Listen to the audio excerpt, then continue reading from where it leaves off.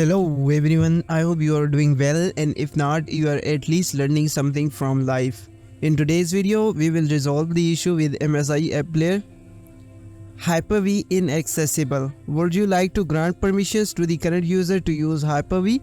A restart will be required. Now there's two options, exit and grant and restart.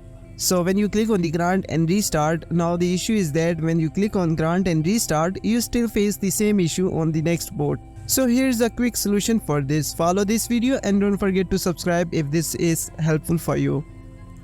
So what you can do here, click on the Windows icon and then search here for Control Panel and then Programs and then turn Windows feature on or off.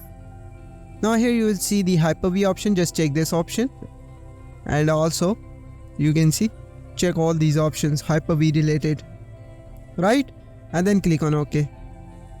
Now searching for the required files, and after searching it will apply changes, and after this you need to restart your PC, so your problem should be fixed 100%. So let me restart my PC first.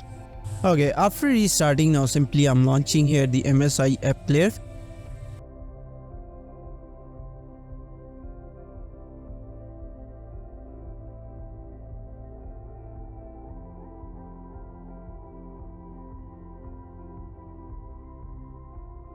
That's it. Now a quick request, as you know we are working on the solutions to the problem you guys are facing, so feel free to ask in the comment sections, and don't forget to subscribe and like this video and press the bell icon so you never miss any update from Windows Fixer.